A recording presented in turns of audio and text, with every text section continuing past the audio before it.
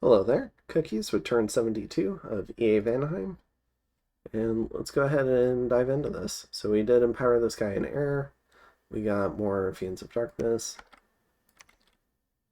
we got our Heliophagus, we'll check him out in just a moment, got a Bronze Pillar, and a new Vampire. So yeah, let's go ahead and check this guy out. So we got this one, so this guy's pretty cool, because he's fire and blood, so we can spam out devils with this guy. Additionally, he can do big fire magic. He's a great chassis for it, and he's invisible. He would make a gnarly assassin if we wanted to put him towards that. Helheim's also had a habit of casting darkness, and if he casts darkness, these Fiends of Darkness and the Heliophagus become absolute monsters. So we'll see how that goes. But we're sending this guy back to the capital, and the reason why is we're planning to cast the Dome of Flaming Death, or whatever, the Fire Dome to protect the province. That's because of all the income we're getting here. And we're also thinking about casting Trade Wind here, and that would increase the income even more. In terms of, and you can see the Wizard Tower went up. So in terms of the fighting, we launched 3 raids, got nothing in return. So let's go ahead and see how those went. So we have these guys going against just a little bit of PD. Notably, they have a little bit of shock resistance on their bless, but it's only 5, and these guys do 6. So they do just enough. And then in Duluth, going back into the swamp, sending the ghosts. A little bit of PD.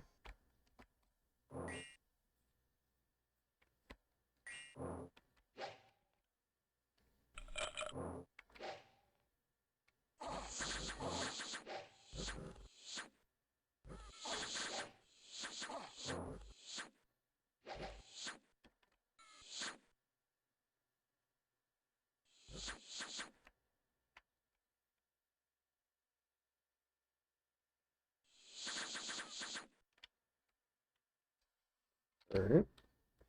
And in Amber Fields,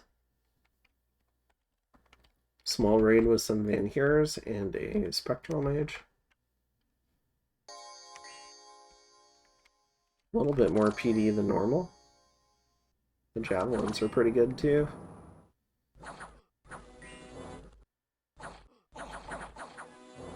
Oh, please don't do that.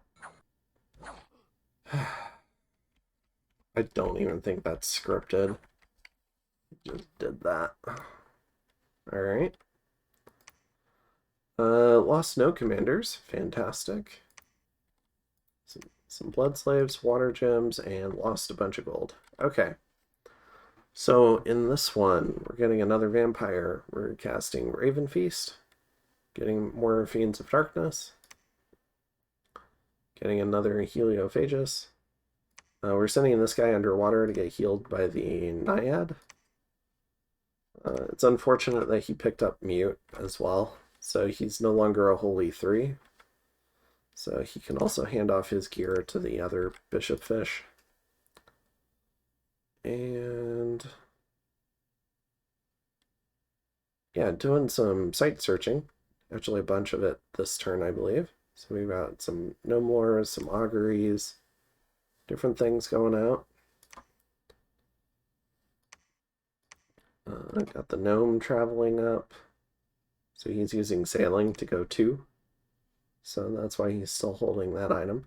I'm gonna try to get some use out of that thing. Spent 25 gems on an item that I thought did something else.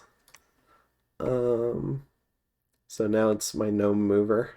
They get their own personal magic boat. Doing some carry-in reanimations, some Haruspecs, more Gnome Lore, so a bunch of site searching. We'll see those results next turn. And I think that's most of it. We're gonna raid up. to try and blow up this temple. We're going to try and take out any PD on Femoria. And we're going to try and put this fort under siege. Oh, maybe not. We're going to try and suicide this guy. We're still patrolling here. Sorry. And we haven't moved the Vanheims yet.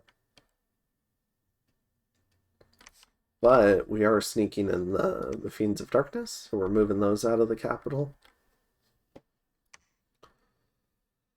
And now would have been a great turn to move the Vanheims, though. Especially from down here. Yeah, these Vanheims, they should have been moving this turn. That's a mistake. Regardless, though, we're getting people set up in here. We're also migrating researchers here. And we're doing this in a manner that affects our research the least. I don't want lightless lanterns spending a turn traveling. So we're going to move them around as needed to get a base of researchers in here. And then we're going to keep migrating researchers here.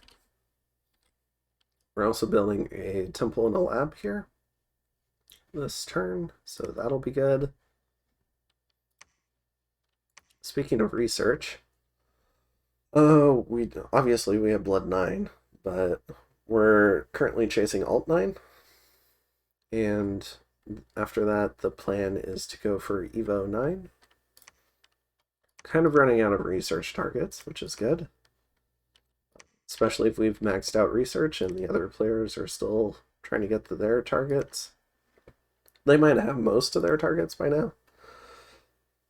But being able to do Blood 9 stuff and Alt 9 stuff with that is going to be really strong, I think. So hopefully we can power spike that into maybe even a win. But let's see what we can do on the Fields of Gold first. It's kind of like a test run for the army.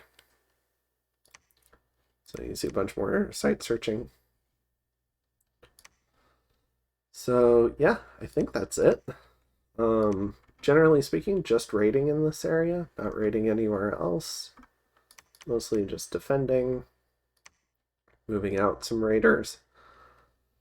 Keeping the ones that don't have shock resist in these caves, and moving out the other ones that do, so that they can go back to war. And yeah, so I think that's it. And I will see you in turn 73.